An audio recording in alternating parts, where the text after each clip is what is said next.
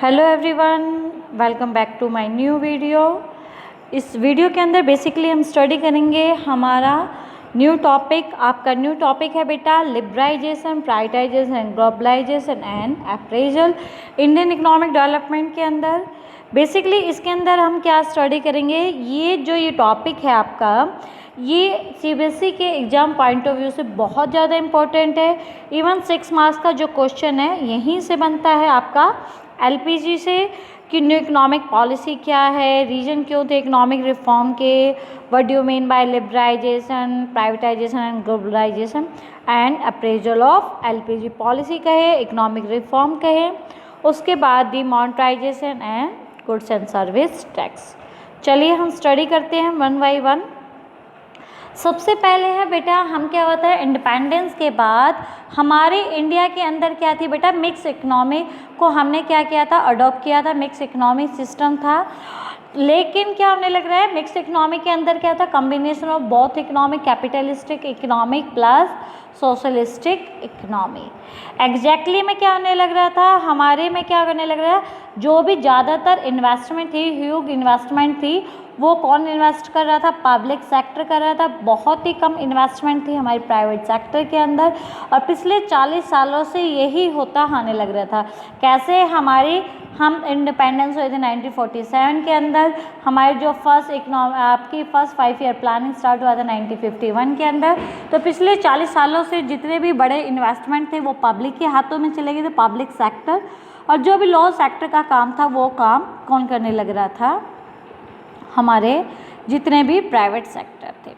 Reason क्या थे economic reform के, बहुत सारे रीजन थे जिसके कारण हमारे इंडिया के अंदर रिफॉर्म की इंट्रोड्यूस हुआ, या फिर ये कहें कौन कौन सी जो बेसिक प्रॉब्लम थी जिसके कारण फोर्स हुआ take U turn in our policy 1991, जिसके कारण हमारी जो पॉलिसी थी उसके अंदर क्या हुआ था, यू टर्न आ गया। यू टर्न का मतलब क्या था, अभी तक हम पब्लिक सेक्टर को इम्पोर्टेंस दे रहे थे, प्राइवेट सेक्टर का रोल कम था, या फिर ये कहे अभी तक हम टैरिफ लगा रहे थे, इंपोर्ट सब्स्टिट्यूशन गुड्स को इम्पोर्टेंस दे रहे थे, एक्सपोर्ट प्रमोशन कर रहे थे। अब ऐसा क्या हुआ था जिसके कारण हमारी इंडियन इकोनॉमी में यू टर्न आए, या फिर ट्रिगर द इकोनॉमिक रिफॉर्म। तो ये है आपका बहुत इंपॉर्टेंट क्वेश्चन है 3 मार्क्स के अंदर। Poor performance of public sector, जितने भी हमारे 40 साल की बात करें, 40 ईयर पीरियड था जिसके अंदर 1951 से 1990 के अंदर पब्लिक सेक्टर ने इम्पोर्टेंट रोल किया था इकोनॉमिक डेवलपमेंट में। केवल कुछ पब्लिक एंटरप्राइज थी जहाँ पर ओवरऑल परफॉर्मेंस कैसी थी, डिसअपॉइंटिंग थी, जिसमें जो हमारा पब्लिक सेक्टर था लगातार लॉस में चल रहा था, और अच्छे चल रहे थे लेकिन भाई पुअर परफॉर्मेंस थी। तो पुअर परफॉर्मेंस के कारण आउटपुट इतना अच्छा नहीं आ रहा था, इन्वेस्टमेंट ज़्यादा क्यों रही। Second one is your balance of payment deficit.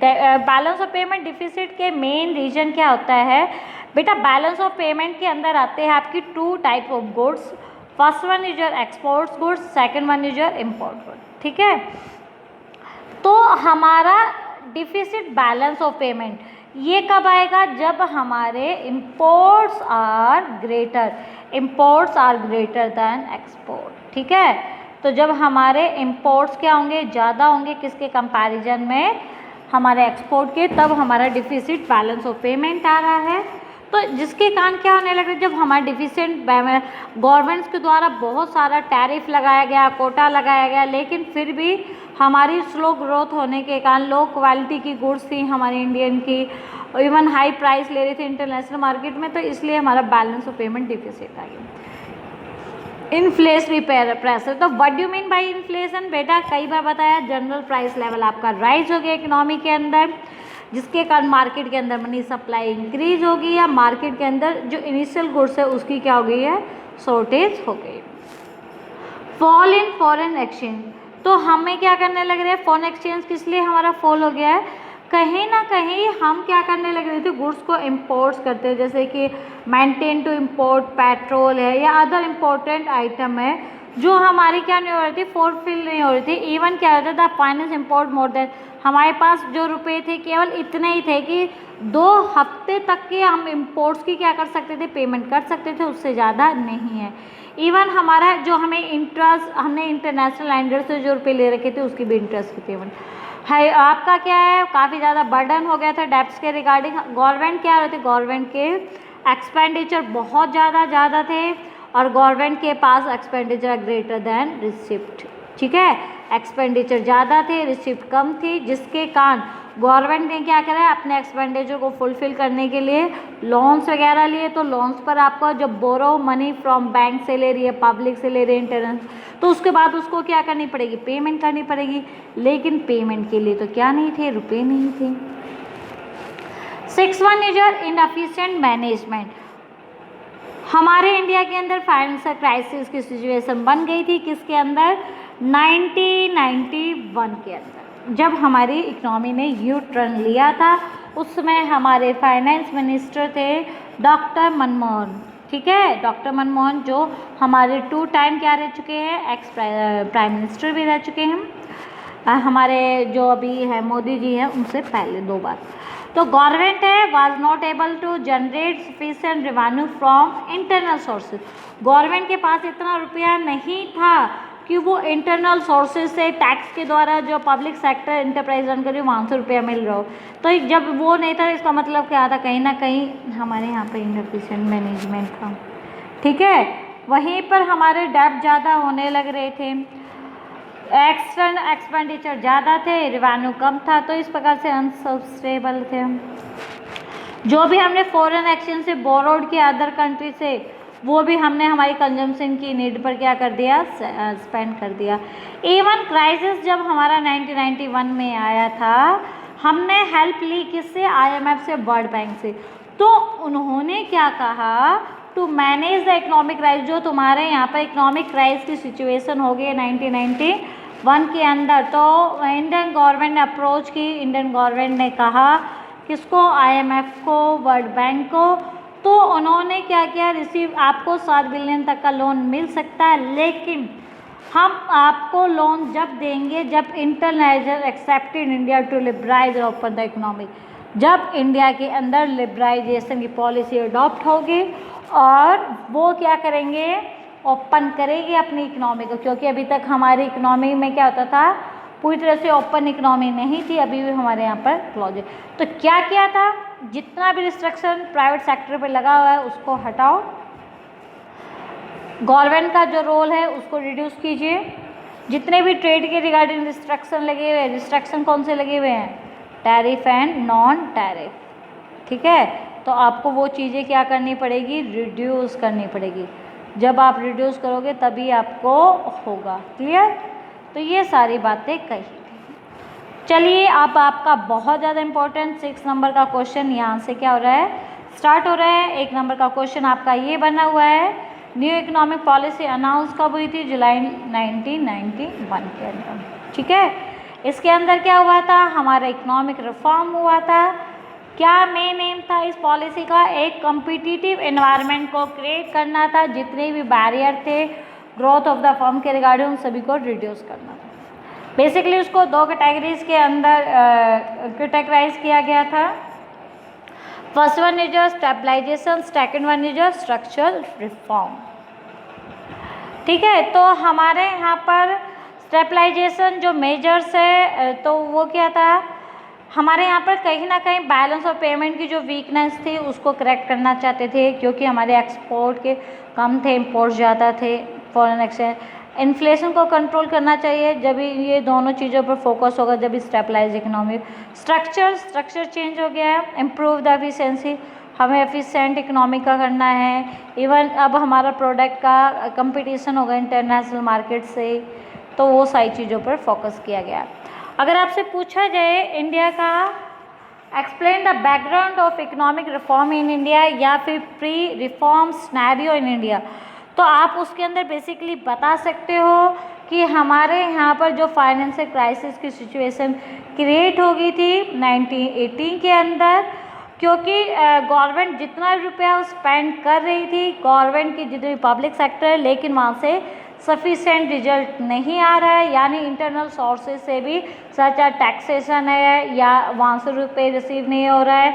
जो फॉरेन एक्सचेंज है या BOP वो लगातार लॉस में चल रहा था, ठीक है ना। इसके कारण डिफिसिट BOP आ रहा था, फॉरेन एक्सचेंज के में भी हम क्या कर रहे थे, लगातार पेमेंट ही कर रहे थे। तो ये सारी चीज़ें तो दो सेट ऑफ पॉलिसी थी, कौन कौन सी पॉलिसी कैटेगराइज किया? First one is stabiliser measure, second one is structure reform. तो आपके बेसिकली जो न्यू इकोनॉमिक पॉलिसी कहें या फिर ये कहें, आप इसको क्या कर सकते हैं, main policy of new economic policy, या फिर हम ये कह सकते हैं मेन कंपोनेंट कौन कौन से थे आपके, या फिर हम ये कहें कि मेजर्स कौन कौन से मेजर्स अडॉप्ट किए सिंस 1991 में for structure adjustment of the Indian economy. तो इनके आंसर बिल्कुल वही सेम है बेटा, आपकी तीन चीज़ आई थी, लिबरलाइजेशन, प्राइवेटाइजेशन और ग्लोबलाइजेशन। तो चलिए हम वन बाय वन स्टडी करते हैं। लिबरलाइजेशन के अंदर बेसिकली क्या हुआ था, लिबरलाइजेशन तीनों ही आपके सपोर्टिंग पिलर थे जिसका स्ट्रक्चर न्यू इकोनॉमिक पॉलिसी से रिलेटेड था, और उसके अंदर किस चीज़ पर फोकस किया गया था आपका लिबरलाइजेशन प्राइवेटाइजेशन के अंदर। बेसिकली आपके जो तीनों ही पॉलिसी है, हम बात कर रहे हैं लिबरलाइजेशन, प्राइवेटाइजेशन और ग्लोबलाइजेशन के रिगार्डिंग। तो हमारे ये है थ्री मेन पॉलिसी। लिबरलाइजेशन के अंदर हम क्या कर रहे थे, जितने भी removal of entry and growth restriction था, जितना भी एंट्री और ग्रोथ के रिगार्डिंग प्राइवेट सेक्टर पर बैन लगा रखा था, रिस्ट्रिक्शन लगा रखा था, लाइसेंस पॉलिसी बना रखी थी जिसमें आपको परमिट लेना, वो सारी चीज़ें हटा दी गई थी। प्राइवेट सेक्टर के अंदर ownership, management, control public sector को गिवन कर दिया गया था। ग्लोबलाइजेशन के अंदर इंटीग्रेटेड इकोनॉमी हो गई थी, हम अनदर कंट्री के साथ क्या कर सकते हैं, इजीली से बिजनेस कर सकते हैं, है ना। तो चलिए वन बाय वन हम स्टडी कर रहे हैं। First one is your liberalisation. Liberalisation क्या है, मेन ऑब्जेक्टिव क्या था इसके अंदर। तो सबसे पहले जो लिबरलाइजेशन है 1991 से पहले हमारे गवर्नमेंट ने क्या कर रखा था, बहुत सारे रिस्ट्रिक्शन लगाए हुए थे। किसके रिगार्डिंग, लाइसेंस के रिगार्डिंग, एक्सपोर्ट इंपोर्ट ट्रेड के रिगार्डिंग, या फिर फॉरेन एक्सचेंज। लेकिन जुलाई 1991 में अनाउंस कर दिया गवर्नमेंट ने लिबरलाइजेशन पॉलिसी। लिबरलाइजेशन की मीन्स क्या है, removal of entry and growth restriction on the private sector. अब क्या हो गया है, हमारी डीरेगुलेशन हो गया, रिडक्शन हो गया किसका, गवर्नमेंट के कंट्रोल का, ग्रेटर ऑटोनॉमी और private investment to make economy more competitive. तो अब है फ्री हैंड है, तो आप आसानी से इजीली से आप बिजनेस को क्या कर सकते हो, रन अप कर सकते हो। बेसिकली अगर बात की जाए पर्पज क्या था हमारा, बेसिकली जो लिबरलाइजेशन के अंदर हम पर्पज़ को लेकर चले हुए थे, इंकरेज कर रहे थे हम प्राइवेट सेक्टर के रोल को। हमने क्या किया, इंकरेज किया, मोर कंपटीशन हो गया मार्केट के अंदर, जो अच्छा काम करेगा उसे इंसेंटिव मिलेगा। आपके 5 रिफॉर्म के बारे में हम स्टडी कर रहे हैं इसके अंदर। आपके जो 5 रिफॉर्म आए थे लिबरलाइजेशन के अंदर, वो 5 रिफॉर्म कौन कौन से थे। First one is your industrial sector reform, जिसके अंदर हम इंडस्ट्रियल पर फोकस कर रहे थे। Second one is your financial sector reform, जिसमें हमने फाइनेंस पर फोकस किया था। Third one is your tax reform, tax कैसे कैसे गवर्नमेंट को मिल सकता है। Fourth one is your foreign exchange reform, हमारा जो फॉरेन एक्सचेंज रिफॉर्म हमें इम्प्रूवमेंट करना है। And last one is your trade and investment policy, government ने क्या क्या ट्रेड और इन्वेस्टमेंट पॉलिसी क्रिएट की। ये आपके 5 पॉइंट है, वन बाय वन हम स्टडी करेंगे। First one is your industrial sector reform. देखिए भाई आपको बता दिया है हमारे यहाँ पे जो न्यू इंडस्ट्रियल पॉलिसी बनी थी वो बनी थी 24 जुलाई 1991 में। इसके अंदर बेसिकली इंडस्ट्रियल सेक्टर रिफॉर्म में 4 थिंग्स पे फोकस किया गया था। First one is your reduction in industrial licensing, second one is decrease in the role of public sector, third one is your deregulation, fourth one is your monopoly MRT का।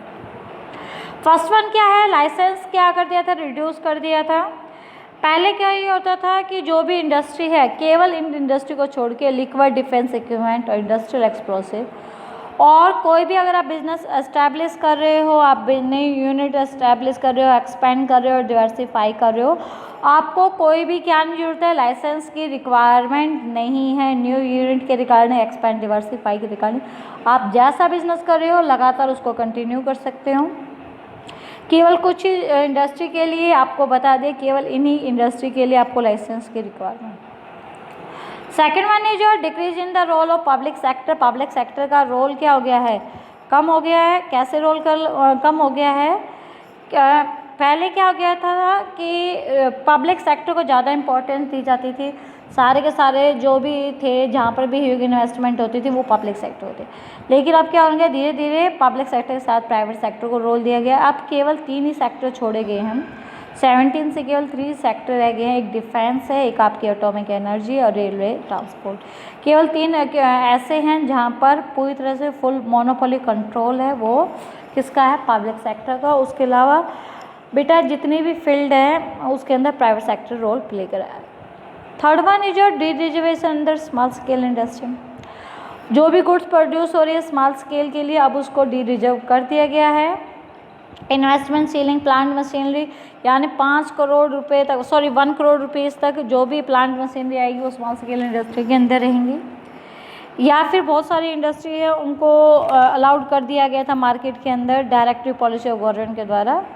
तो फिर से हमारी D-reserve हुई थी स्मॉल स्केल। एमआरटीपी एक्ट के अंदर क्या हुआ था, जैसे हमारे यहाँ पर इंट्रोडक्शन हुआ लिबराइजेशन एक्सपेंस स्कीम का, लार्ज कंपनी थी जितनी भी रिक्वायरमेंट हुई हमारे एक बहुत सारी उभर के नई कंपनियाँ आए, तो या फिर उन्हें अपने को या तो नई कंपनियाँ उभर के आएंगी या फिर वो अपने आप को एक्सपेंड करना चाहते हैं, जो पुरानी है छोटी मोटी कंपनियाँ हैं, या फिर वो कुछ कंपनियाँ मिलकर अंडरटेकिंग करेंगे मर्जर अमलगेशन बार एलिमिनेटेड, ठीक है, एमआरटीपी एक्ट के अंदर। सेकंड वन है, हम स्टडी कर रहे हैं हमारा financial sector reform. Financial sector reform क्या होता है, फाइनेंशियल सेक्टर के अंदर जितने भी फाइनेंशियल इंस्टीट्यूशन आते हैं, कॉमर्शियल बैंक है, इन्वेस्टमेंट बैंक है, स्टॉक एक्सचेंज ऑफ ऑपरेशन है, फॉरेन एक्सचेंज मार्केट, इन सभी को कंट्रोल कौन करता है, हमारे किसी भी कंट्री का सेंट्रल बैंक कंट्रोल करता है। हमारे इंडिया का सेंट्रल बैंक कौन, आरबीआई, वो कंट्रोल कैसे किया है। फर्स्ट वन, आरबीआई के रोल को चेंज कर दिया गया। पहले रोल क्या करता है, रेगुलेटर का रोल क्या है, फैसिलिटेटर। अब क्या हो गया है, पहले केवल क्या होते थे, केवल पब्लिक सेक्टर के बैंक होते थे, अब प्राइवेट सेक्टर बैंक भी आ गए, India as well as foreign में भी खोल सकते हो। Even India bank like ICICI bank, foreign bank HSBC increase हो गया, बेनिफिट मिल रहा है लो इंटरेस्ट रेट पर, बेटर सर्विस। फॉरेन इन्वेस्टमेंट की लिमिट बढ़ गई है, पहले जो फॉरेन इन्वेस्टमेंट बैंक है 51 थी, अब वो बढ़ गई है, यानी आप merchant banker, mutual fund, pension fund are not allowed in. तो उसके अलावा आप कहीं पर भी क्या कर सकते हो, अलाउड है कि आप इन्वेस्टमेंट कर सकते हो किसी भी एरिया के अंदर। पहले लिमिट डिसाइड की थी, आप इससे ज़्यादा रुपये नहीं लगा सकते। Last one is your easy in expansion process. New branch के रिगार्डिंग फ्रीडम मिल गई है कि आप जितनी चाहे, आप देखो ना एसबीआई की ब्रांच आप देखते हो हर जगह मिल रही है, तो इस तरह से इजी एक्सपेंशन प्रोसेस है। टैक्स रिफॉर्म फिस्कल पॉलिसी के अंदर आती है, गवर्नमेंट के द्वारा बनाई जाती है। गवर्नमेंट टैक्सेशन और पब्लिक एक्सपेंडिचर पॉलिसी होती है, वो फिस्कल होती है। डायरेक्ट और इनडायरेक्ट दो होती है बेटा। डायरेक्ट के अंदर बेसिकली क्या होता है, टैक्स लगता है इनकम ऑफ इंडिविजुअल या प्रॉफिट ऑफ बिजनेस। तो आपसे कई बार पूछ लिया जाता है what do you mean bye direct tax, तो आप बता सकते हो जो एक इंडिविजुअल की इनकम पर या कंपनी के प्रॉफिट पर, बिजनेस पे लगता है, तो वो डायरेक्ट टैक्स है। जैसे इनकम टैक्स इंडिविजुअल की income, corporate tax profit of company. Indirect tax क्या होता है, वो उस पर रेफर टू दो which affect the income property of person through their consumption expand, उसके कंजम्पशन एक्सपेंडिचर पे। जैसे कि हम मार्केट से कभी भी चीज़ को क्या करते हैं, परचेज करते हैं कंज्यूमर, तो उसको क्या करना पड़ता है, जीएसटी पे करना पड़ता है। तो इम्पोज होता है किस पर, गुड्स, जो भी उस गुड्स और सर्विस को परचेज करेगा उसी को क्या करना पड़ेगा, पे करना पड़ता है। इवन क्या होता है, आपसे कई बार 1 मार्क्स का क्वेश्चन भी पूछा जा सकता है। फिस्कल पॉलिसी है तो टैक्स रिफॉर्म कह सकते हो, फिस्कल पॉलिसी कह सकते हो, दोनों ही क्या होती है बेटा, सेम है। अगर आपसे 1 मार्क्स का क्वेश्चन पूछा है how is RBI control the commercial bank, या कौन कंट्रोल करता है, तो आप बता सकते हो आरबीआई है, वो रेगुलेट द फाइनेंशियल सेक्टर को।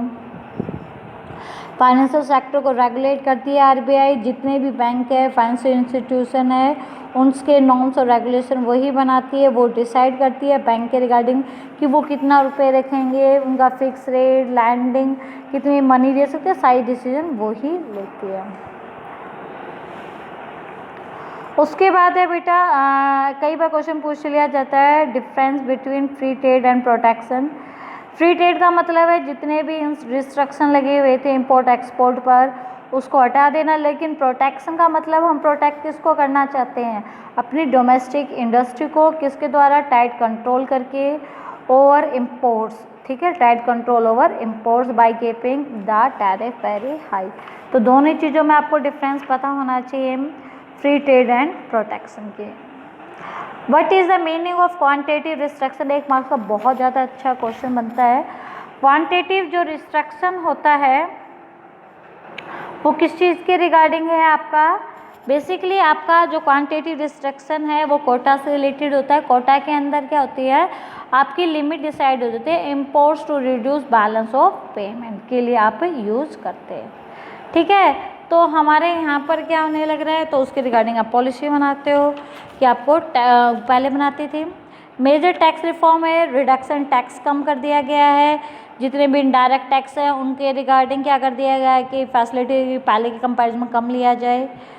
सिंप्लीफिकेशन प्रोसेस क्या होगी, सिंप्लीफाई होगी टैक्स पेयर के लिए जो पहले बहुत ज़्यादा मुश्किल था, ठीक है। अब उसके बाद है foreign exchange reform. Foreign exchange reform हमारा फोर्थ रिफॉर्म है आपकी लिबराइजेशन के अंदर। इसके अंदर क्या होता है, 1 मार्क्स का क्वेश्चन होता है डिवाल्युएशन ऑफ रुपीज़। डिवाल्युएशन ऑफ रुपीज़ का मतलब क्या है कि हमारे जो रुपीज़ की वैल्यू क्या होगी, डिवैल्यूएट होगी, गिर गई है। तो हमें क्या करना है, उस रुपीज़ को ऊपर लेके आना है। A fall in exchange rate reduce the value of currency in term of other currency. हमारी क्या हो गया, एक्सचेंज रेट के अंदर हमारी करेंसी की वैल्यू अदर करेंसी के कंपैरिजन में डाउन चली गई। तो हमारी डोमेस्टिक करेंसी है उसकी वैल्यू अदर जैसे कि डॉलर है, पाउंड, उसके कंपैरिजन। तो ये सारी चीज़ें किसी के लिए होती है, हमारे बैलेंस ऑफ पेमेंट क्या आ गया, क्राइसिस आ गया है। तो इस सारी चीज़ों के लिए उभरने के लिए हमें क्या करना होगा, increase in the flow of foreign exchange के द्वारा फिर से हमारी करेंसी वैल्यू को हम क्या कर सकते हैं, अपग्रेड कर सकते हैं। मार्केट डिटर्मिनेशन एक्सचेंज रेट की क्या है, गवर्नमेंट अलाउ कर रही है फ्री फ्रॉम इट्स कंट्रोल, कि अब गवर्नमेंट का कोई कंट्रोल नहीं है, जिसके कारण मार्केट के अंदर फोर्स ऑफ डिमांड सप्लाई अपने आप इंक्रीज हो जाएगा, जिसके कारण इजीली से गुड्स की क्या हो जाएगी, सप्लाई हो जाएगी। Last one is your trade and investment policy reform, 5 reform है। लास्ट वन है 5th है लिबराइजेशन के अंदर। बहुत सारा टैरिफ और कोटा लगाया हुआ था इससे पहले 1991 से, अब उसके अंदर हमारी ट्रेड पॉलिसी बनाएगी। इसके अंदर क्या क्या गया, जब नई इकोनॉमिक पॉलिसी आई आपकी लिबराइजेशन के अंदर क्या गया, आपका अब इंटरनेशनल कंपटीशन इंडस्ट्रियल प्रोडक्शन के रिगार्डिंग इंक्रीज हो गया है। फॉरेन प्रमोट कर रहे हैं लगातार फॉरेन इन्वेस्टमेंट को टेक्नोलॉजी का इकोनॉमी के अंदर। कहीं ना कहीं हमारी जो लोकल इंडस्ट्री है उसे अपनी एफिशिएंसी को इंक्रीज़ करनी पड़ेगी, उसे अडॉप्ट करना होगा मॉडर्न टेक्नोलॉजी को, तभी हो सकता है। Important trade and investment policy reform के अंदर पहले क्या है, जो क्वांटिटी रिस्ट्रिक्शन लगे हुए थे इम्पोर्ट एक्सपोर्ट को, वो हटा दिया गया है, ठीक है। जैसे कि क्वांटिटी रिस्ट्रिक्शन लगा हुआ था किस चीज़ के regarding, on import of manufacture consumer goods and agriculture product were fully remove, वो पूरी तरह से रिमूव्ड हो गया है। कब, आपका अप्रैल 2001 में। एक्सपोर्ट ड्यूटी भी हटा दी गया है कंपटीशन पोजीशन के लिए। और उसके अलावा हमारा क्या हुआ है, इंपोर्ट ड्यूटी को भी रिड्यूस कर दिया गया गुड्स पे जो भी है। Relaxation of import licensing system, relaxation दी गई है। जो पहले बहुत ज़्यादा क्या जो भी इंडस्ट्री ऐसी थी इंपोर्ट लाइसेंस अबॉलिश, उन सारों का लाइसेंस अबॉलिश कर लिया गया है, except in case of hazardous environment sensitive industry. तो वहीं दूसरी तरफ इनकरेज कर रहे हैं डोमेस्टिक इंडस्ट्री को to import raw material at better price, जिससे उनकी एफिशिएंसी इंक्रीज होए और वो मोर कम्पिटिटिव की तरफ चले। आज के लिए केवल इतना ही। आगे आने वाली वीडियो में हम स्टडी करेंगे प्राइवेटाइजेशन ग्लोबलाइजेशन। यहाँ से आपका जो मेन क्वेश्चन बन रहा है, आपका क्वेश्चन बन रहा है बेटा इंडस्ट्रियल लिबराइजेशन, और लिबराइजेशन के अंदर 3 मार्क्स के अंदर कोई भी आपसे 5 रिफॉर्म पूछ सकते हैं। तो अब के लिए केवल इतना ही। Okay, sign out.